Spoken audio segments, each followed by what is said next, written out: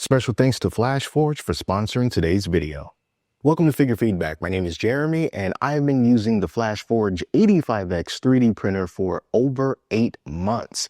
It's been quite a journey with this printer, from its original iteration to its more recent updated iteration, and I've been through it all, which is why I thought that now is a really good time to update you and let you know how the printer's been working out for me. I want to show you some of the latest prints that I've made on this machine, and to remind you that if you are interested in this particular 3D printer, now is a very, very good time for you to take the dive and buy one, because Flashforge is doing a Black Friday sale, and it's going to last all the way until the 1st of December. And you'll be able to pick up this printer for $319. Original price was $399, so you're saving quite a bit of money on that front. And then they're also putting the OG, the one that started it all, the Flashforge Adventure 5M, that one is also on sale for $219 throughout that exact same period of time. So if you find yourself interested, go ahead, check out the links in the description. It will take you to where you can buy them at that price. Now, I'm going to be concentrating on the AD5X for this video. And in case you are not familiar with it, I'll give you a really quick rundown of what this printer is and what it can do. But if you want to learn more about it and see other videos that I've made, including a full detailed review, I'm going to have another link in the description. It's a playlist to all of the AD5X videos that I've done. It'll show you what pretty much my entire journey has been like every step of the way using this 3D printer. All right, so what this printer is, it is a Core XY multicolor / multi-material capable 3D printer. And that means that you can put up to 4 spools of filament in this printer at one time. It's only going to print one filament at a time, but you'll be able to mix and match these filaments depending on the model that you are trying to print. And it does this by using this gray box on the side that they call the Intelligent Filament System, or IFS. And it automatically detects the filament when you put it into the IFS, and it will pull it all the way to the tool head right here. And then on the menu screen, you're able to select what type of filament it is and what color it is. And then that information will sync to Orca Flashforge, which is one of the slicers that you can choose to use with this printer, the other one being the regular Orca slicer. And if you find models online that are pre-colored, or even if you color the models yourself, you'll be able to print out those models in those colors that you choose, and it'll all be done right here on this printer. It's got a total build volume of 220 millimeters cubed, which means 220 millimeters this way, 220 that way, and 220 straight up and down. And the type of filaments that this printer is capable of printing are all the old favorites. You got your PLAs, you got your PETGs, you got your TPUs.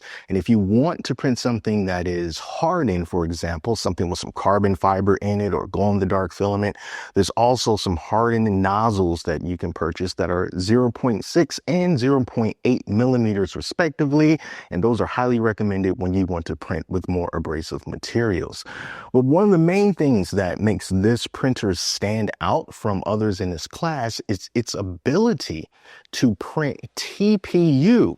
TPU is a very flexible material, and it tends to have a little bit of trouble when it's going through multi-material systems, but not with this printer. You can print TPU in this printer, and I've done that many a time, and I've not had a problem with it. One such example of me printing a flexible material with this printer is this 3D printed miniature basketball, which wasn't printed with TPU, but printed with a very similar material called PEBA, or PEBA. And I put this inside of a dryer box, fed it through the IFS, and I let this print for a long time. And it came out absolutely amazing. Me and my kids have been playing with this ball inside and mostly outside, and it is still maintained the same quality that it had when it came off of the print bed. And the AD5X was able to handle this very easily, since it is a flexible material and it's PEBA, or if you choose to use TPU, it's going to print nice and slow, but in the end, it made a very awesome result. So if you're interested in stuff like that or little tennis balls, this printer is more than capable of taking care of that. And you don't have to do anything special with it. You don't have to feed the filament in through any special outlet or inlet. You don't have to disconnect from the IFS. You print it just as normally as you would any other filament. And the speed on this printer is no slouch. We're talking up to 600 millimeters per second for your print speed, and your acceleration speed up to 20,000 millimeters per second. What does all that mean? Well, it means that this printer is going to be just as fast as others in its class and other printers that are even more expensive than it. So speed is definitely not a problem with it. And setting it up is also very easy. Give yourself about 10 or 15 minutes. You don't have to do anything complicated. It's just a matter of removing a few screws that secured it in shipping. You attach the IFS to the frame. Again, it's just a few screws, no big deal. And then you can follow the on-screen instructions to calibrate the printer, because it does all of that itself. It levels itself. It finds its own Z offset. You don't have to fiddle with that. You don't have to worry about any bed screws. You don't have to have any paper. You don't have to do any calculations or calibrations. It does it all itself. And then after that time is done, you'll be able to start printing. And I printed a lot of things on this printer, and I want to show you some of the latest things that I've printed on here as well. Let's just start with something that just shows off the multicolor capabilities of it. So I really like to print coasters. They help to bring out a lot of different personalities. You can make coasters of just about anything. And with using 4 colors, you can really make a nice colorful coaster like this one. This one is from the Fallout world, and this is from Sunset Sarsaparilla. So it is a drink inside of that video game. And as you can take a look at this, you can see that the AD5X did a really good job at this coaster. It is comprised mostly of black filament. That's where the back is, and you can see it's fairly thick. But on the front, I had some red filament, some white filament, and even a slightly transparent orange filament to make up this coaster. And this printer was able to handle it absolutely no problem at all. And when you're dealing with multicolor printers like this that use a single nozzle, it does need to get rid of some filament in order to make the color transitions nice and clean.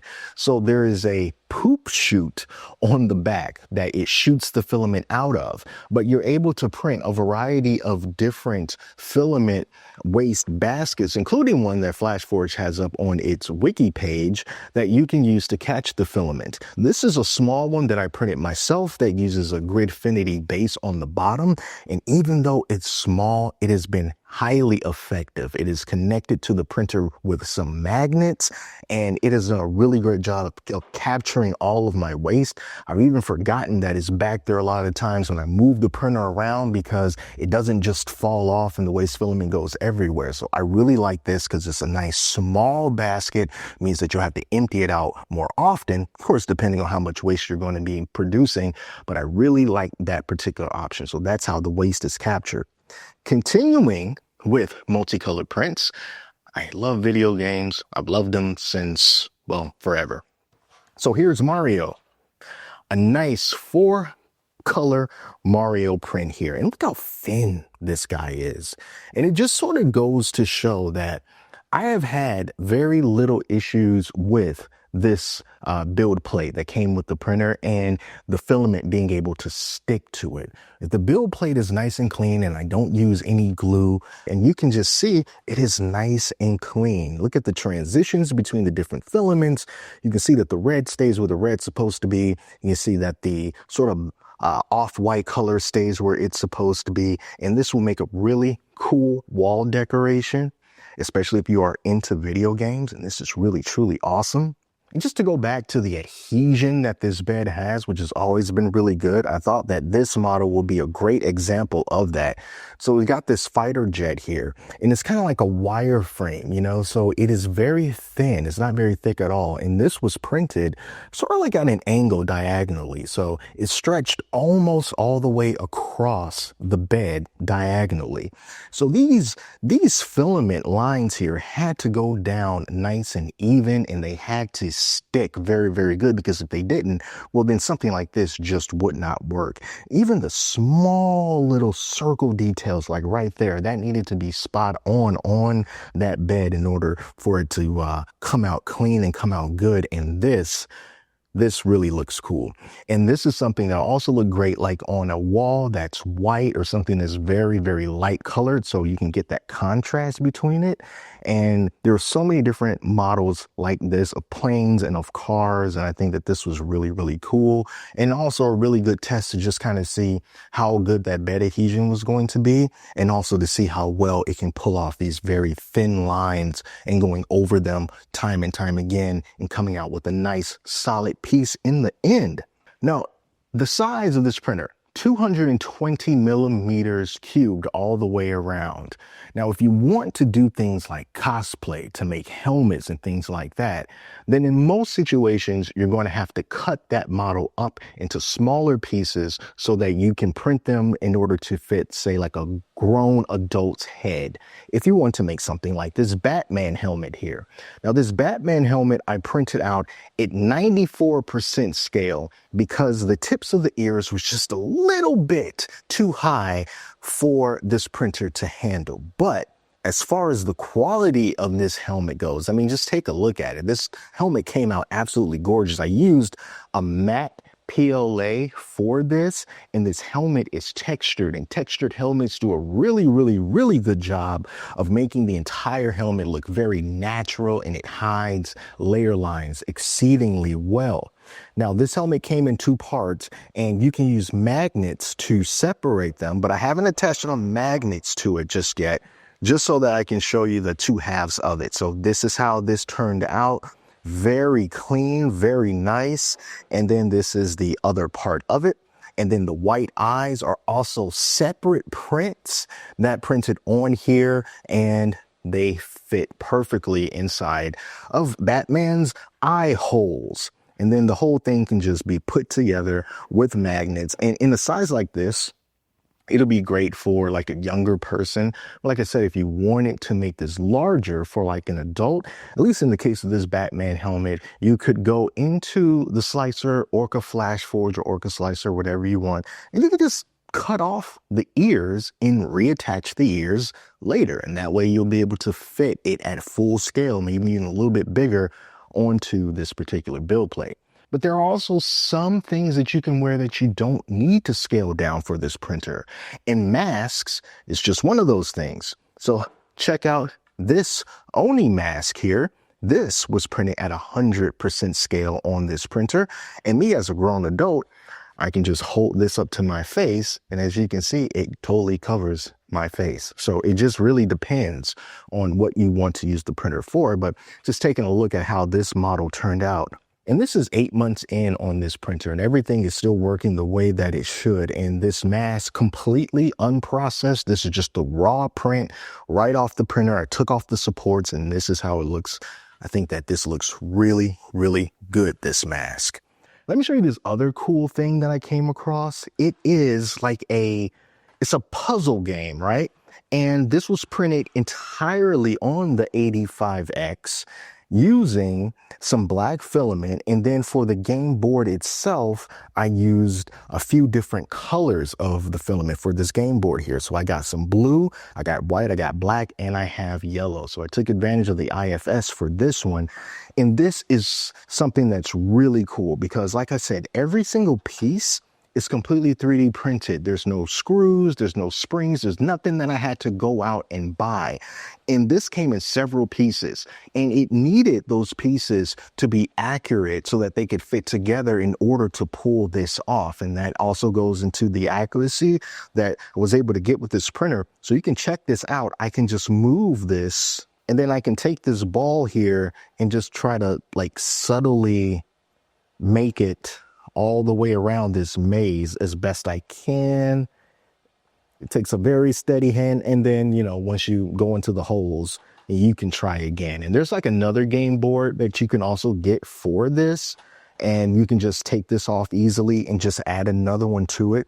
But this is cool, you know, it's kind of like an old school arcade kind of a game that's entirely 3D printed and just something that you can do on your AD5X and know that it's going to be accurate enough for you to pull that off. So these are just some of the latest prints that I've made with this printer, entirely on this printer, but I've been putting it to work when it comes to other projects as well, using it as part of a fleet in order to put different parts together in order to make a final product. So that's to deal with helmets or figurines or things that I put outside for like these little birdhouses that I've made. I've always had the AD5X in commission when it comes to doing projects like that. And that's because it's just been a very good, reliable printer for me ever since I got it. And I think that for the price that they're selling for now for Black Friday, $319, it is one of the more affordable, if not the most affordable, Core XY 3D printer that comes with a multi-material or multi-filament system already built right in. And when you get this printer now, is going to have the latest upgrades, including the upgraded spool holders that are like just sort of spring loaded like that.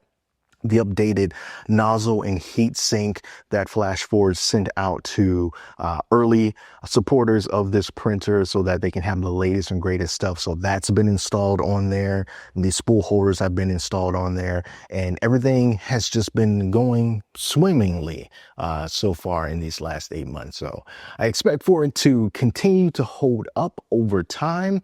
So if you're looking for a reliable 3D printer that in a lot of ways reminds me of the reliability of the original Adventurer 5M that is still up and running. I'm still printing things on it. So, hey, that just goes to the testament of how good that printer can stand up over time. And that one's only $219.